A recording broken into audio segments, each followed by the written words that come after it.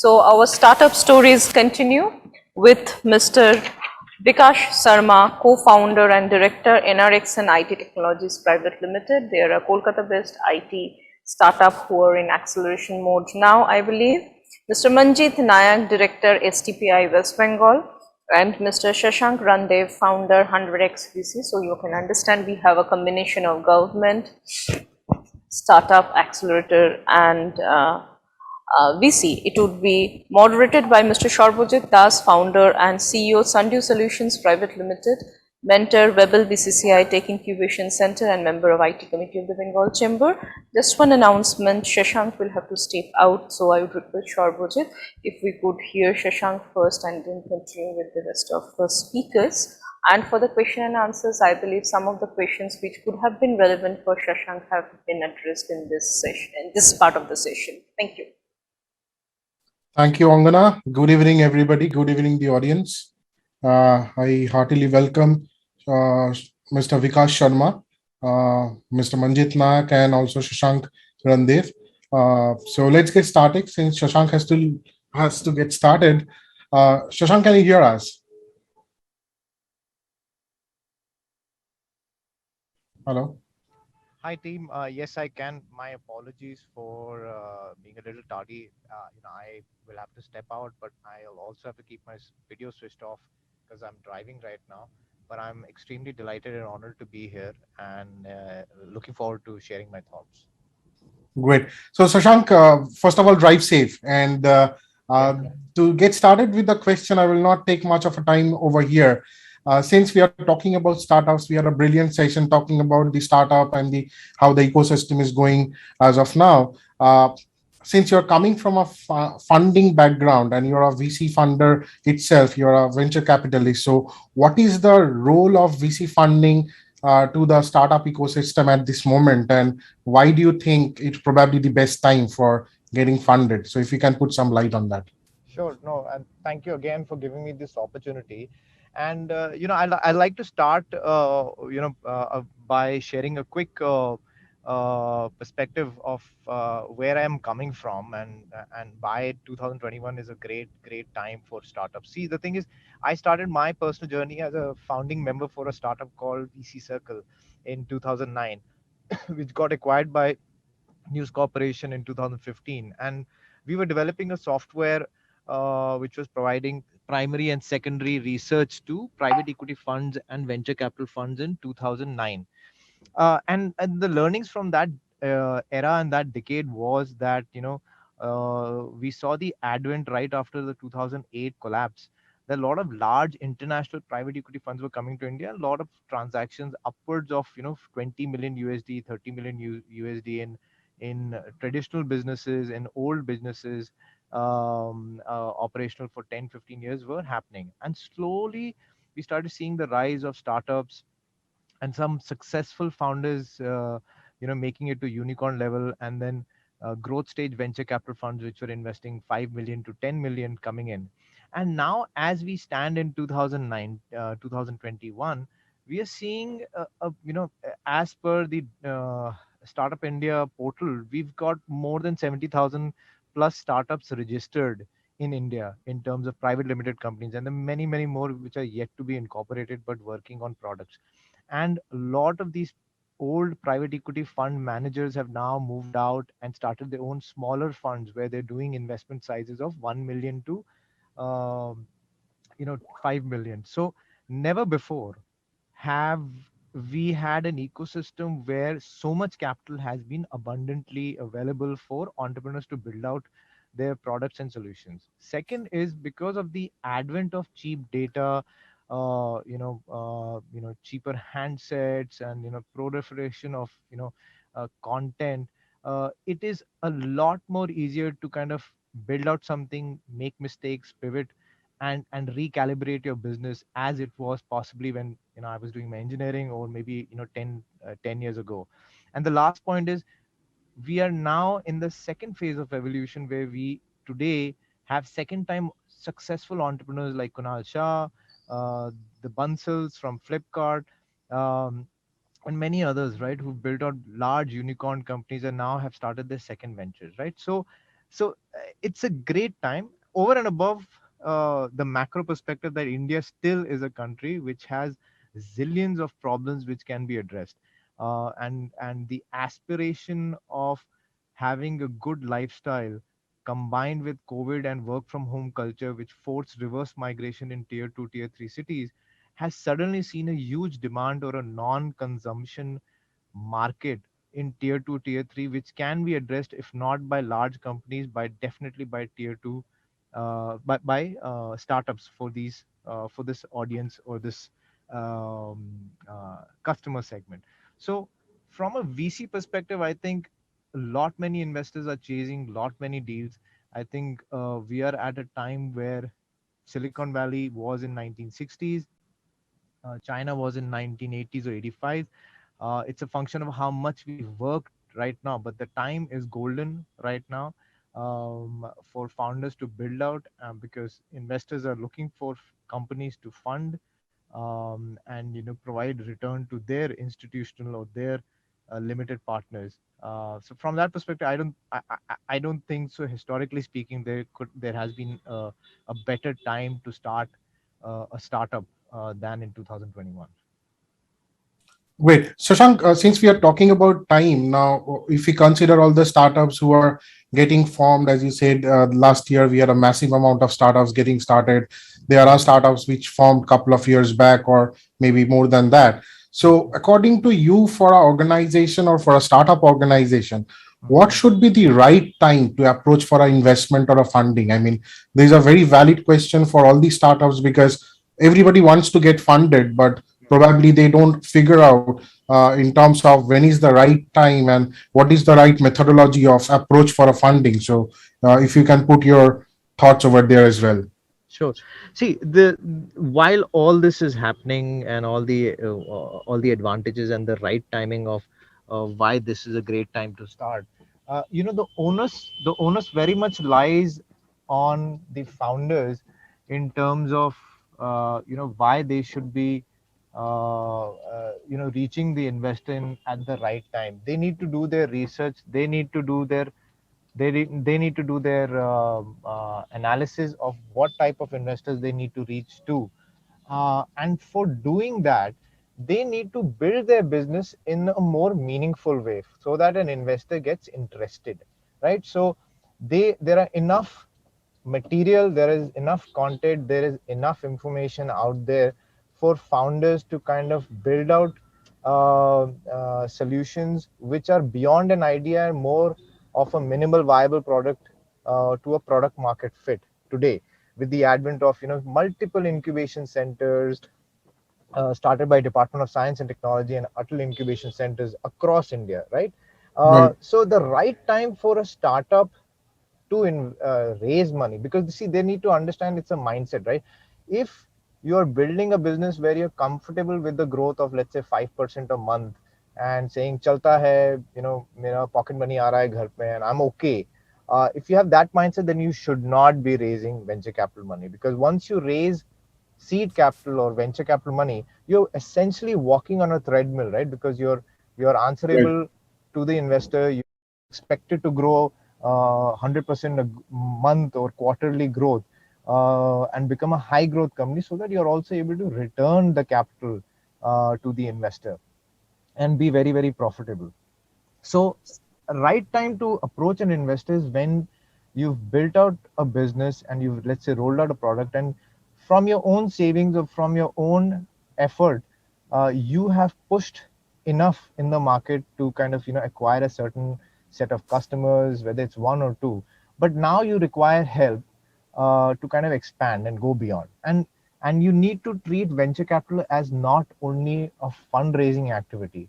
What venture capital fund also do is help founders leverage their personal network, help them expand in new geographies, get them more introductions with prospective clients, right? So that they become more metric driven. So whenever you feel you've reached a point where you need external help, not only in terms of capital, but also in terms of market expansion and some brand building and credibility, is the time you should reach out to investors, and not reach out to them at an idea stage, or till the time you don't have something tangible to show.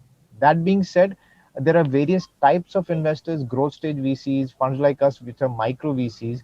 Uh, Both these types invest at different stages. A growth stage VC will say, boss, you need to have a recurring revenue of X per month for us to come in.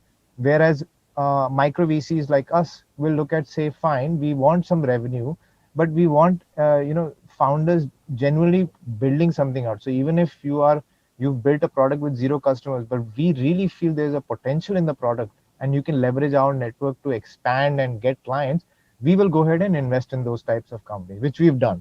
We have a portfolio size of 60 right now, and at least 25 of these portfolio companies, when we invested in them, had only a product or a solution with zero customers. And within the next quarter, they had a set of 10, 15, 20, 50 customers, which they could build out on, and we could help them open doors with. So that's the mindset the founders need to have.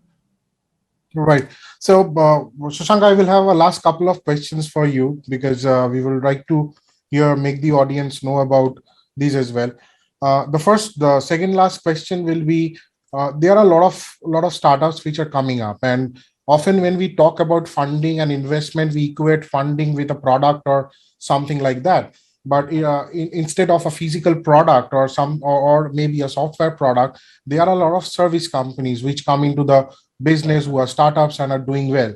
So, what is the equation of service companies and service portfolios to get into a kind of funding module and the chances of getting funding? Correct. See, so at this point in time, for the audience, I like to mention that the core objective of venture capital firms is to identify disruptive and innovative solutions with high entry barriers, so that they can come in and they can bigger market, right? For instance, Airbnb was a new concept of how hotels or hotel rooms or accommodation or hospitality industry could have been built out, right? That's why Y Combinator invested in them very early on. And today, I don't know today actually, but at least 3 years ago, they were valued more than Hiltons of the world, right? Yeah. Because it was a disruptive model. Similarly, an Oyo Rooms disruptive model, right? So if the founder is building or something which is disruptive and has a high entry barrier, or is creating a new market altogether, right? With a new set of offering, then VCs get excited, right? A typical services businesses is not in backed by venture capital funds. They do not look at services because services is something which is easily replicable. Inherently, there is less moat in that. Um, while there have been cases where if you look at the data, if there are 100 transactions, let's say, happened hypothetically in 2001, 2021, at least 1%, 99% would be product or solutions driven, 1% would be services. That, and I'll give an example actually. Pepper Content, and this is a personal example I'll give you. But Pepper Content is a content creation company started by Bitch Plani kids. I met them 2 years ago. They were already invested in. They'd raised some angel investment money. I evaluated them. I really liked the founders, and I actually genuinely really liked the offering what they were doing. And in fact, I used them as an offering for the 100x fund, where they convert content, they convert content, and they kind of provide services. Now, a genuine product, and they had also received funding, and eventually they ended up raising money from um, Lightspeed Ventures. So a great example of services business being built out. But see, the thing was, they were providing services for a solution which had never been done before, right? And they are now, after the funding, they're trying to customize their servicing to a product offering. So they were providing, account managers to kind of write content or convert content. Today they have a platform which is converting them, right? But they were providing some guy who was doing that because that was a genuine problem, and they had a product roadmap. So hence they got funded by Lightspeed Ventures, which is a leading fund. But generally speaking, services businesses are not funded by venture capital funds. That being said, we possibly are not the right people to be answering this question, because the ball lies in the court of the founders who are building services business. And if they can convince the investors that, boss, while this is a services business, but there is something very, very unique about this, there is an opportunity, there is a gap over here, this is a genuine problem, and this can possibly take a shape of product at some point in time. then yes, there is a strong possibility of those kind of businesses getting funded. But as of 2021, services businesses are not on the radar for venture capital funds. Right. Okay. Thank you, Shashank. And my last question will be: we are all familiar with couple of terms in the industry, both in the startup ecosystem and also in the enterprise, is that cash is king and customer is king both. So what is the choice for, obviously, for the startups? Because if they choose customer, they lose on cash, and if they choose cash, they lose on customer. So how do you want them to act, or what is the right way to act for this? Yeah, so I think it stems from the point, and I think we basically, all of us, and me included, we all, I'm assuming we all come from middle class family backgrounds. Largely, India comes from that mindset, right? And Indians, as individuals and civilizations, have been aware of the concept of frugality. Somehow, the young generation, because of so much noise, ki ye funding hua, wo funding hua, what happens is they think that they can splurge money when they raise. When you start doing that, right, cash preservation or conservation, if that concept is diluted in the hubris of fundraising, then definitely you will find yourself in a catch 22 situation. There are great stories and great examples in our country, like Zoho, which have been bootstrapped, not taken a single penny from the market, and yet Right. built out profitable businesses, right? Actually, if Indians are the only lot who have the inherent ability to build out businesses, to throw venture capitals out of the business, right? If they really put their minds to it. So the thing is, actually, we've seen a lot where you fund companies, you fund founders, and they lack the discipline of managing money. They get excited, they hire many people, and they forget the focus on customer. And hence I mentioned that the good time to raise capital is when your product is ready and you started getting some customers. You're managing your expenses, but you are going to a venture capital because you want to expand to different set of geography or states to get more customers, right? Is the right time. If you are approaching an investor when you are tight on cash, then they look at it as a working capital gap, and hence it will affect your valuation ask, and it will give you less of bargaining power. So it's as simple as that, right? You and some businesses will not be profitable, but if you're able to create a stickiness for your customers, right, and customer comes first, right, then cash will flow. Albeit you have a discipline that you're not in Silicon Valley, that you need to splurge on everything. You need to be conservative. We are in India. We can survive with less, and we can build out great solutions. That mindset sometimes is disappointingly missing in some founders because of the noise in the ecosystem. And I think those are the basics I will encourage the founders to get back to, and it will eventually help them value their company higher. Great. Thank you, Shashank. Thank you for your time with us today in the evening. And let's move to our other speakers, Mr. Vikas Sharma and Mr. Manjit Nayak. Good evening, Mr. Sharma and Mr. Nayak. And I will start with Mr. Sharma from the background of creating a startup. And so, what is your opinion about boosting the innovation and the startup ecosystem of Bengal? Since you have been worked into the corporates as well, and then you came out, you co-founded an organization, and you are developing an organization based out of Bengal. So, if you can put your lights into that area as well. Thanks, Abhijit. It's a great pleasure and honor to be part of this panel. So thank you for having me. And, I'm very happy to speak on a topic very close to my heart. So thanks for giving me that opportunity. What I'll do is, I'll just bring up the presentation so that it becomes a bit easier for the audience to go through that. So little small presentation, just allow me. Right. One second.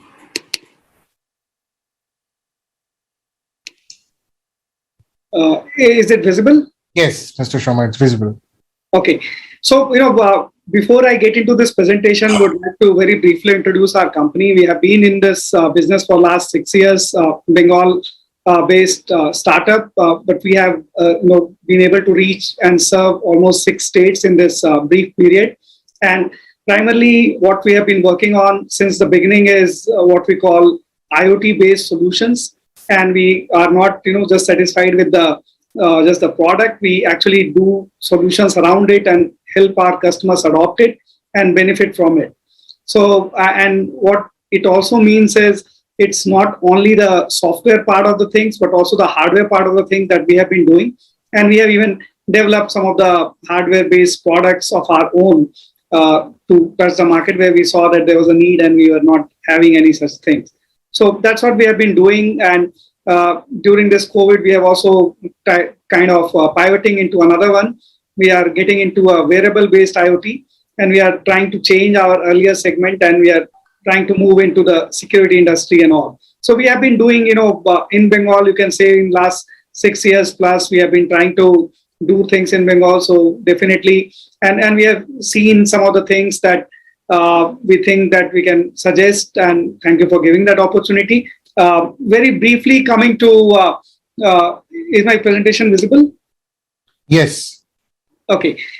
So very briefly coming, to some of the numbers, just, very recently on 3rd of June, DPIIT, which monitors all the startups who are getting registered over there, they announced that we now have more than 50,000 startups. Right. And it, the way it has been shaping up, the way it is incrementing is really awesome. But the first 10,000 startups were added in 808 days, and the last 10,000 were just added in 180 days. So there's a great impetus being put by a lot of people to create newer and startups and take that plunge. So that's really, really interesting. And also interesting was that, it's not, kind of localized in very few of the districts or very few of the states. Actually, every state is coming up with startups, and almost 623 districts are having some or other startup. Another part, which is interesting for this particular topic is the top 5 states in India who are providing the maximum number of startups. So Maharashtra leads the pack. Next is Karnataka, and Delhi, UP, and Gujarat follow them. So this is the kind of spread we are seeing for the startups. Moving to the next slide, just to give some more numbers. So as you see that when the startup policy started in 2016-17, there were only 743 startups who got recognized in that year, to last year where we had almost 16,000 startups getting recognized by DPIIT. And this year already, around 3,500 startups are getting recognized. And again, multiple industries are being touched by the entrepreneurs. So it's not that we are very limited to few areas. So we are getting into multiple areas. Even, we are doing innovations in food and beverages that is taking up the 6th position in overall number of startups getting created in that area. So it's a broad-based, development in startups. And startups are, of course, great job generators. So already they have generated more than 5.5 lakh jobs. And just in last year, around 1.7 lakh jobs were created by startups. In the previous session also, we talked about unicorns. So we have already more than, there's a projection from this company who says that by 2025, we'll have more than 150 plus unicorns, which excites a lot of people, because that means that startups are getting more mainstream. They are able to create more value for people. They are able to solve more problems. And we'll reach almost 1 lakh startups. So it's just doubling the number in next 5 years. Probably, I know, in my sense, or the pace at which we have grown last year, probably will even exceed that 100,000 number. And it will employ almost 3.25 million people. And that's a huge thing in a country where every year so many new people are getting added to the job market. So it will be a huge job creator, and it will attract almost $100 billion of investment.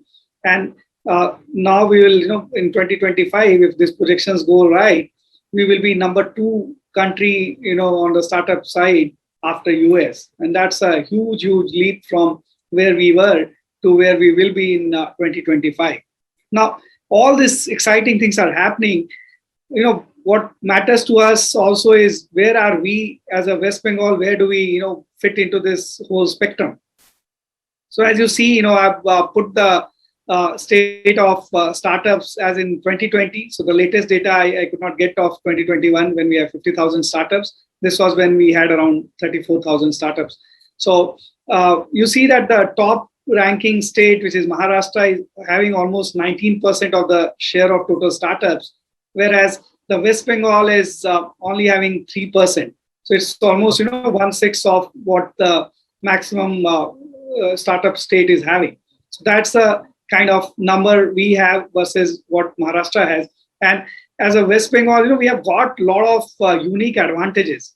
We count ourselves as gateway to East. We are connected with 3 international borders. We have with Nepal, with Bhutan, with Bangladesh. So we have some of the very unique advantages.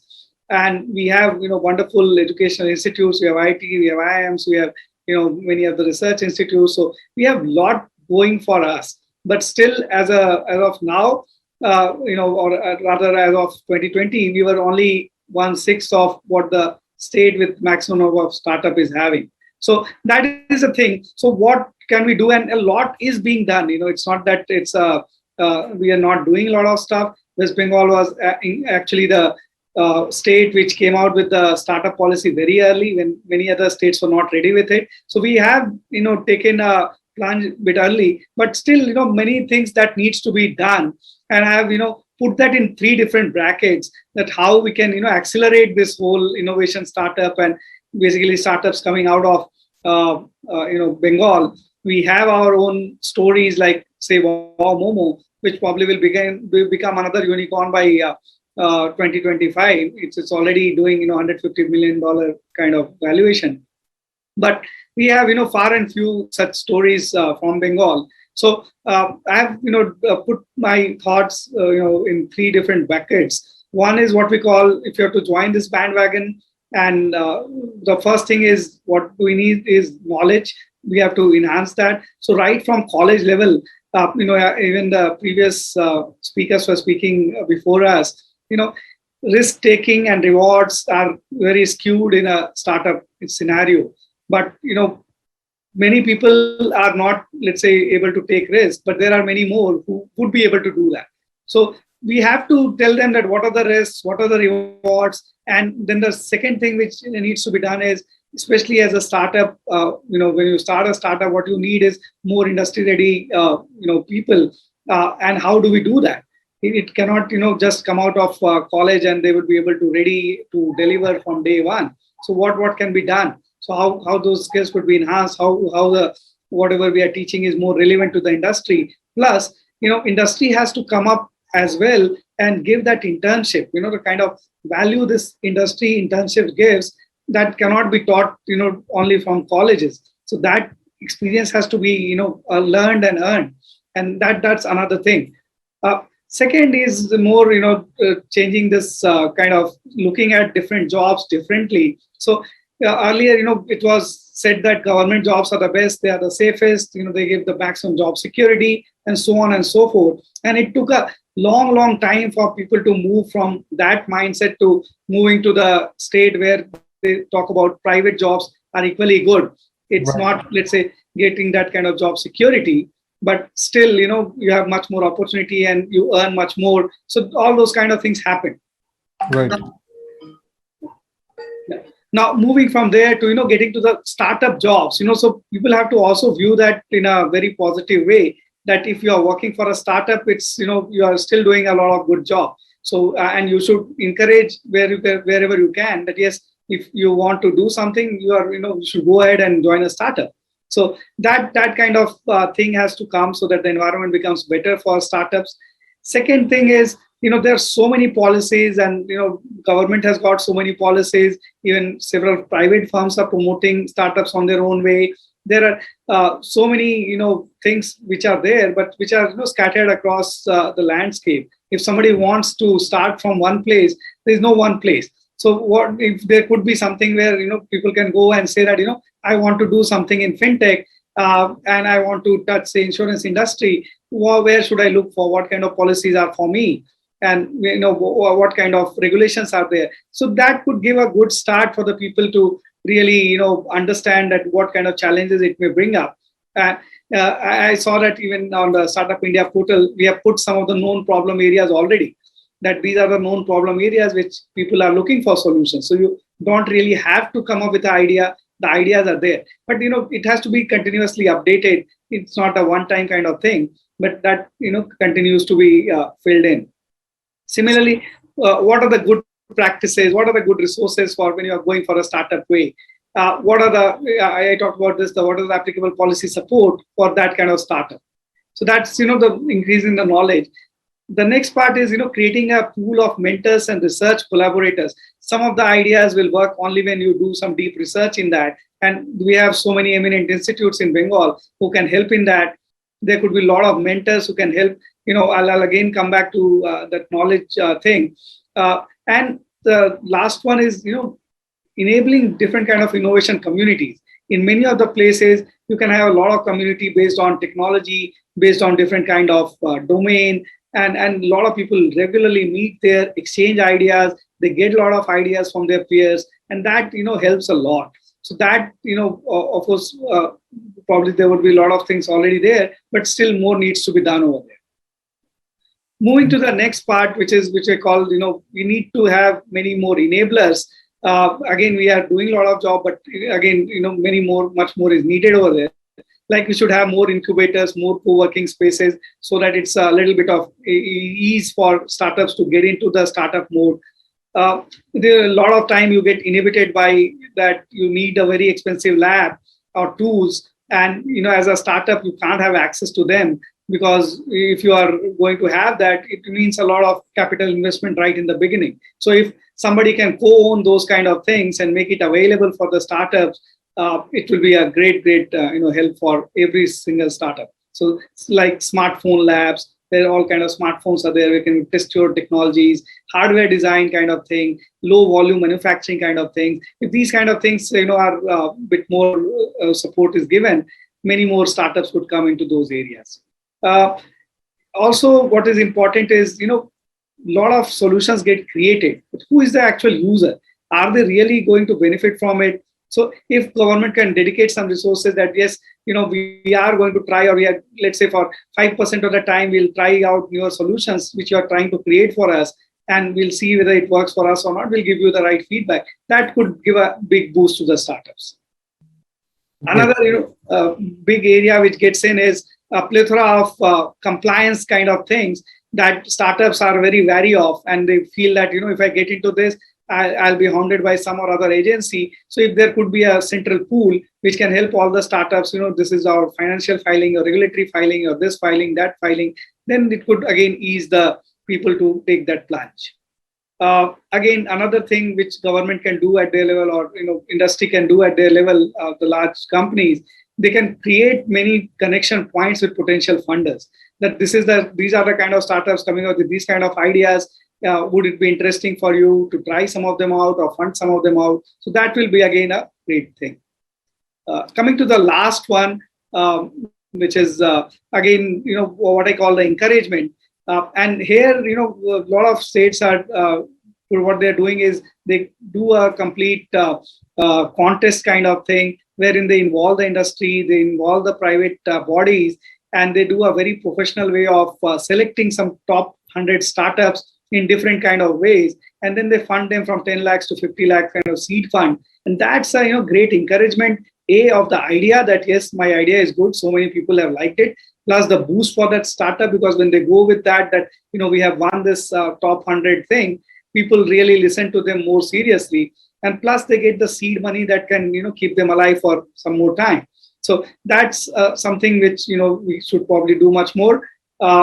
Also being encouragement by being early users, because where you can proactively collaborate with startups that this is my problem, this is if you can solve these kind of things, or you are coming to us to solve this problem, I'll really tell you whether that really is a problem or not, or if it's probably you can do a part of it which is a big problem, something like that. And some part of the budget could be earmarked for buying those kind of solutions. Financial assistance for filing patents, so that you have a much more security and much more entry barriers, so that others don't create the similar solution. So that again is important, because as a startup you may not have that kind of money to go and file the patents. Also, choosing certain kind of startup fields. You cannot be everything to everybody. So you have to choose that, these are the areas that we are really, really going after. We already have seen that some of the other states have picked up some of the other things. So for our state, these could be the areas which could be next, big thing. And we are promoting it right away, giving all kind of incentives, all kind of ecosystem will build around it so that we can, excel in that particular thing, what no other state can probably do. So those are, some of the ideas from my side. So I'll leave it right here. Great. Thank you, Mr. Sharma. It's a great insight that you have brought out over here. In the government, it is a very crucial part of the entire equation of the startup ecosystem. So, what are the government policies are? What are the plans are from STPI and government of India or from the state government? So, if you can please enlighten us with some of the policies that you are trying to put into effect and how they can help the budding entrepreneurs and the entire startup ecosystem of Bengal. Thank you, Mr. Das. Very good evening to all ladies and gentlemen. It's my privilege to be part of this IT Conclave, and the theme is our startup stories. I think I'm the last speaker of this entire session, and I'm going through my previous speaker.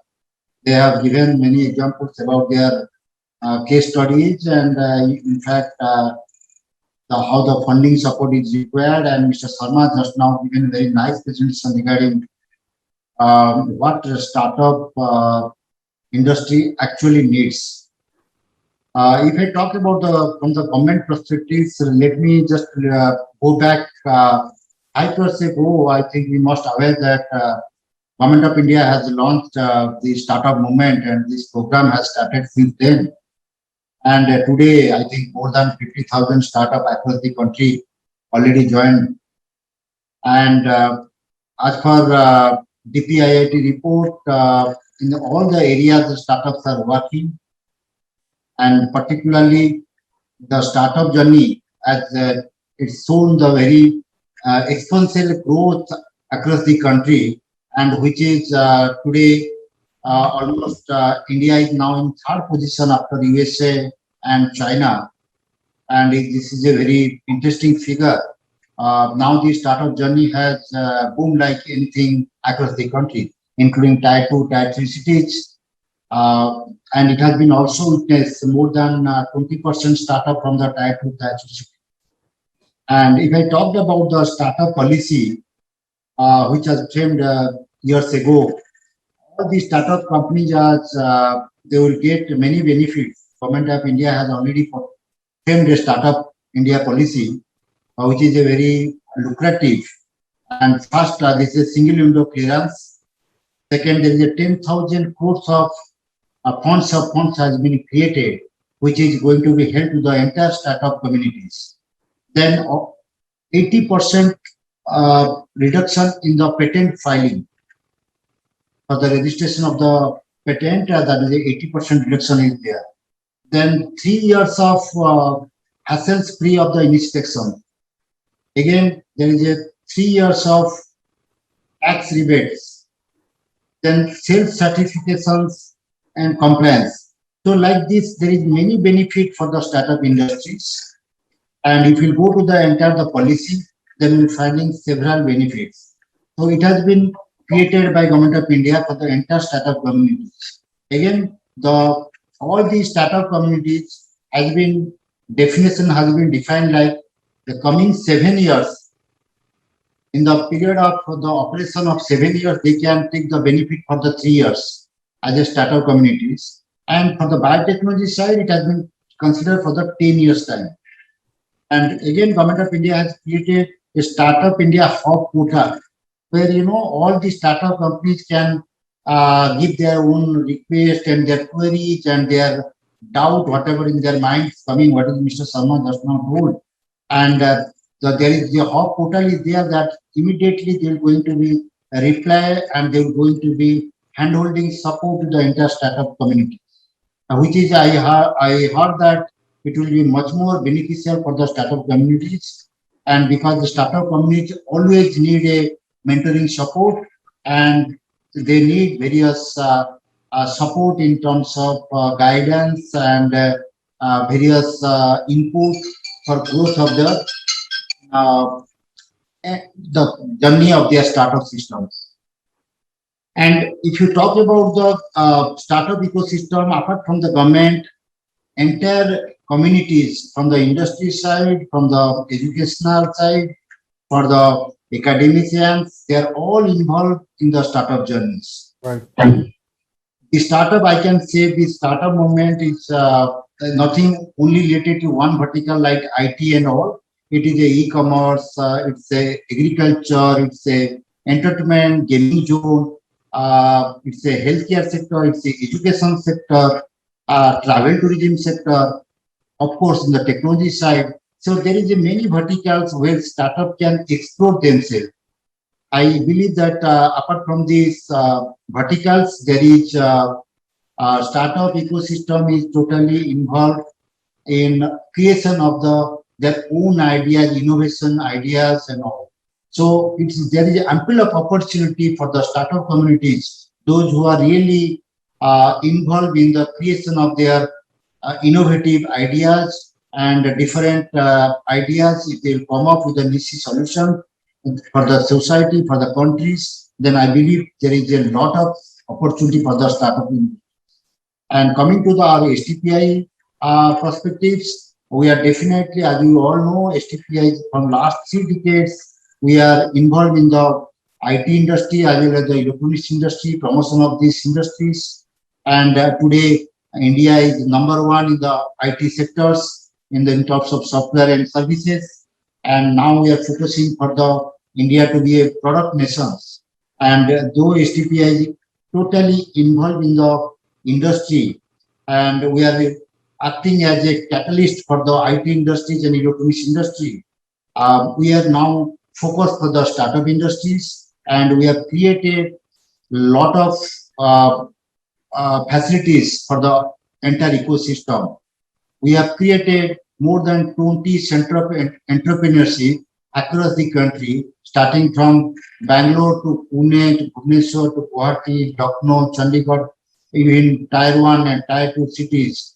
The Center of Entrepreneurship basically for all the domain-specific areas we have created in 11 cities, like motion, we have created for the for the automations, then healthcare, IoT, then AI, then our agriculture, then we can talk about the fintech. So these are all the domain specific. We have created this center of entrepreneurship across the STPI center with other stakeholders from the state government, education institution, and other stakeholders for creation of the better infrastructure for the facilitation of the entire startup systems. And as Mr. Sharma also desires, like we have also created Fab Lab, Electropreneur Park, and IoT Lab in various centers of our STPI, which is, I believe, it will help to the entire startup ecosystem. And then also the one new policies like NGIS scheme, New Generation Incubation Scheme. This is recently Government of India has launched. Our Ministry of Electronics IT has monitoring these schemes, and across the country, in the 12 cities, we have floated these schemes, and entire the country is going to participate in this particularly NGIS scheme, and where I believe the 25 lakhs of funding supports also involved in this particular scheme. Those startup will going to be selected in this particular scheme. They will going to get this funding support apart from the other benefit. And STPI is creating excellent infrastructure across the countries, which is from the incubations and different lab and different other facilities, so which is definitely, I believe, attract to the many startup companies, and it will going to help the entire startup communities, including mentorship journeys. So I believe this startup company has to be little bit eye-opener for the government initiative and government benefit. I heard the previous speaker, they are already sharing many case studies and their journey and their experience. I believe this is definitely going to help for the startup communities for grooming themselves to a certain extent. But apart from that, they must focus on the government initiative, government planning, and government policies, which is definitely directly and indirectly they will going to be benefited. And different ministry like Science and Technology, Ministry of HRD, also part of this journey. And they are creating a lot of infrastructure support and ecosystems for the startup journeys, which is including from the IIT to IIM. Everywhere this system has been generated, and I have already witnessed many startup companies in part of that, and they are also benefited out of this entire schemes. And so I believe all these startup company has to be take the opportunity of the government, whatever the policy has been quoted, and whatever the incentive has given to be provided, and whatever the facilities in terms of infrastructure, lab, and the systems have been developed. They should got this opportunity for their sustainability, for their brainstorming systems, and from their entire ecosystem, so that they can go in the next level of their journey. So I think government facilities, government initiative, government policies, all these startup companies should go and they should attend this type of seminar and this type of forum, so that they should grab the knowledge. Because in my day course of time, I meet several startup companies, and I've seen this. They are coming with the various ideas and very niche specific area they are working, but they are not aware of what the government schemes are there, how they will be benefited out of this, who is the mentor for them, who is the guide for them. They are not aware. So this is very much important for the startup communities to give the proper mentorship and proper guidance to reach to the certain level. Otherwise, you must have seen this, if you've seen the past history also, the failure rate is in the startup journey is a very higher side because of the lack of the knowledge, of the lack of this guidance, lack of this mentors. So we are also already in this journey. We are trying to give the mentorship support and also the guiding support, and we are trying to connect with the various stakeholders so that how the startup can boom and they can go to the next level of their business journey. I think this is my initially, and I can say from the startup industry, those who are related to Bengal or across the countries, all the state government have their own startup policies. Right. In the Bengal government, all the state government have their own startup policies, and many state government have their different type of incentive, benefit, and policy support for the entire ecosystem. Even the funding supports are given by the state government policies. So the startup industry should go through that entire IT startup policy and take that opportunity how to grab this benefit that is there. They should focus on that, and they should grab this opportunity for sustainability and for the next growth.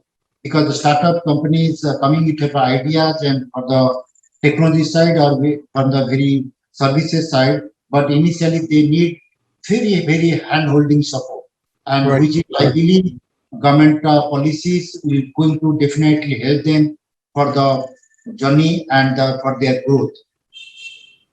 I think Right. this is, and I can share two things here. There is no need of if there is no restriction about the startup journey, whether it is a young or it's a mid-age people, or whether it's located at metros or in the domestic Tier 2, Tier 3 cities. The startup journeys, they need come with a different innovative solution, innovative ideas. I can give you one just because many previous speaker has given a lot of examples, but I just want to share two examples. My nearby location, one is from Bihar, one is from North Bengal. One of the Bihar story I can tell you, he's the only 12 plus guys. His studies up to only 12 studies, and is thinking to create a remote sensing device which can operate the tractor in the farming land, because he has realized all the farmers are moving around in the daytime under the sun, under the rain, and they're doing the tedious job. So that will standard, guys has thinking he belongs to poor family. He borrowed some money from his father and friends, and he's trying to create these devices. The basic motto to this tractor will be sitting at the said house, how the tractor can run in the farming land, and this farmer will going to be benefited out of this. So he has developed that product. And the motto, when we ask this question, what is the motto behind it? The lakhs and lakhs farmer across the country, across the globe, they are going to benefit out of these innovative ideas. And his vision is to how the army tank will be going to be controlled with these remote devices, so that our soldier will going to, save their livelihood. So that is the concept he has, having the only 12th class guys. And if you come to our North Bengal, we are sitting at Bengal. So one guy has developed that idea sitting at North Bengal. Let's see, in the Western culture countries like USA and Australia and all, every year there is 2 to 3 incident happen and the life sacrificed because of the shark attack from the sea. Right. This Bengali chap sitting at North Bengal has imagined that how that can be controlled from the shark attack for the swimmers, and he has developed that drone technology with the software based, and he has trying to implement in this way that this drone will be going to send the signals after detecting the shark movement, and it will alert to the seashore, and the swimming people will come to the rescue level so that they can save their life. So think about how the imagining people are sitting at in various locations, sitting at tier 2 location.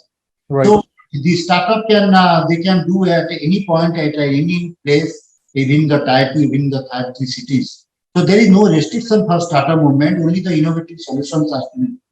So I believe government is totally proactive in terms of supporting, in terms of policy, in terms of infrastructure, in terms of funding support, and government is very much keen to help the startup movement in all the angles.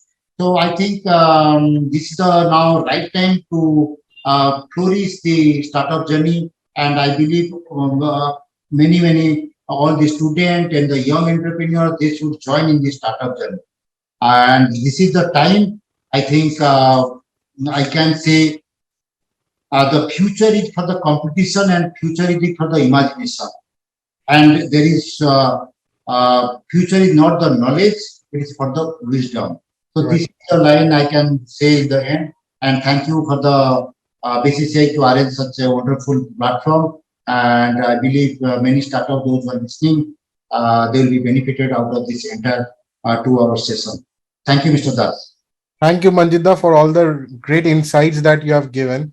We are almost at the closure of our session, but we have got some few interesting questions. So, Mr. Sharma, I will jump out to you for a quick answer towards, in the entire discussion, we have discussed the role of our mentorship and the guidance that are required for startups at a very nascent level, so they can abide by the protocols of how to build the organizations to the next level. So what is your thought about mentorship? Because there are a lot of incubation centers and a lot of mentorships available around. And what exactly should the startup company should look forward to get from these mentorship programs or guidances apart from money? Because it is very important to understand that mentors are not there to provide a funding. So what are the basic details that the company should focus on to get out of the mentors? Mr. Sharma, you are on mute. Sorry, that's a great question, Subjit. So basically, mentorship, we talk about mentorship only when the company is formed, but my idea of mentorship is that even before that, even before the people take the plunge for startup, they should understand that why they are getting into a startup and what to expect and what not to expect, right? So because once you get into it, it's a one way kind of street for quite some time, and the kind of pressure it throws up, it's sometimes not worthwhile for many of the people. So something even before you get into the startup, so that is something people should know and should have a way to find that out. Secondly, so even before again getting into a startup, how to validate that what is the idea they are going with, whether it's worthwhile or not worthwhile. Because when we talk about startup, what we are looking for is next 3 to 5 years, what am I going to do? And whether it will be really bringing value, whether it will be really solving the problem, whether it will continue to excite me or not. So all those things, they should get a bit deeper, and the mentorship should help them in discovering that, whether it's really worthwhile or not worthwhile. Right. The third thing which mentors could help is, there as Mr. Nagar was talking about, that there's so many policies, and if they can help them wade through that and find out what are the policies which are really useful for them, and then they can get on to apply for them and benefit from them. So that's the third kind of thing mentors can help. Fourth thing is, when you get deeper into a startup cycle, right? Whether I'm going in the right way or not, whether I should take a detour or whether I should continue on the path I have chosen. So those kind of things, people who are more deeper into the tech, deeper into the domain, they can help them out that yes, this is something which is good and which is needed, and those kind of validations will help them to further accelerate and encourage them as well. After that, even though they don't give the funding, but as we are talking about, what is the right time to get funded, and how do you approach the market with your new offering, when you are ready with your product, what you do. They can also help them in how to build your brand, how to protect your IP. So a lot of things they can help them. How do you sustain the advantage of whatever new you are bringing to the market so that nobody else, quickly copies it. How do you expand nationally or internationally? So a lot of places, mentors can play a huge role. And, a lot of this guidance could be, one-on-one, case to case. It's something which is not, very many a times just replicable for everyone. Right. So, Manjit, one last question from the audience, which I will take to you, is that is there a different kind of policy from STPI for different states, or it is uniform across India? This is the central policy across India. It is similar, and currently we have identified only 12 locations, and where across the countries, all the startup is going to be able to participate. And slowly, we will going to be expand to the other cities. Okay. This is called ETST. And regarding the STPI scheme and the other ESTP scheme, which is for the also startups may also register under the scheme, that is across the India, it is similar. Okay, great. So that's the fag end of our session today. And thank you very much, Mr. Sharma. Thank you very much, Mr. Nayak, for your precious time and coming and joining us on the panel discussion today. Angana, over to you. Thank you. Thank you. Thank you. Thanks for having me. Thank you. So it was really very interesting session. It was a very eclectic composition, having different perspectives related to startup. So we will close this session with offerings we have from real estate sector for startups, accelerators, and also established businesses. Our next session would be at 8 p.m. IST on security. Before that, let's see what are the offerings on the infrastructure. Thank you. Salt Lake Sector 5, or the nerve center of Eastern India's human capital, is home to more than 900 companies with more than 100,000 professionals employed directly. This is where Infinity Group has acted as the harbinger of IT revolution over the past decades. We started our journey as Infinity in the year 1996. As a group, we always felt that we should do business which has impact, and can we do something for state of West Bengal and create some IT infrastructure which is state of art, ahead of its time, and looking at the customer's future requirement. with numerous green buildings that total over 5 million square feet of green infrastructure scattered within an area of 3 kilometers. And today, if I see the journey of Infinity from 96 to 2018, I feel very happy that Infinity has played a catalyst role, of course with the support of the government of West Bengal. And today, if I go out of the building and see the vibrant young crowd, and around 200,000 people are working now in Sector 5. A home of smart thinkers is a marvel called the Infinity Think Tank, which was one of the very first intelligent IT-empowered workspace in Sector 5 that revolutionized the landscape of the area and ushered in an era that raised the benchmark of infrastructure and brought in smart integrated business parks all around. You know, we are very conscious about the environment. All our buildings are green. Our first green platinum building came 10 years back, which was second in India, 7th in the world. Infinity has taken a vow that all their buildings, whether residential, whether commercial, whether shopping mall, whatever we do, has to be green. A slew of cutting-edge smart green buildings with a futuristic design and robust engineering followed, such as Infinity Benchmark, Godrej Waterside, Infinity IT Lagoon, Martin Byrne Business Park, Merlin Infinite, and Advent's Infinity. So looking at the requirement of today's youth, entrepreneurs, startups, SMEs, we felt that if we give them a tension-free environment, we give them a space which is plug and play, they can come anytime, they can go anytime. For the lady worker, there is a security, and provide all the support which they need. Infinity Business Center is housed in the award-winning Benchmark and Godrej Waterside building, having state-of-the-art co-working spaces at the heart of Sector 5. Some of the most valued customers of Infinity Business Center being Nissan Motors, Mars Chocolate, Avaya, Kimberly-Clark, Pearson Education and Renault. Fully furnished plug-and-play model, which is scalable at any point of time. Infinity Business Center will offer every single modern amenity and convenience needed by you to crack that $1 million deal. Today, we have around 400-500 seats. We are expanding it. We will be happy to help these entrepreneurs in whatever manner, including investing with them, mentoring them, and whatever is required to be done. I wish you all the best. Thank you.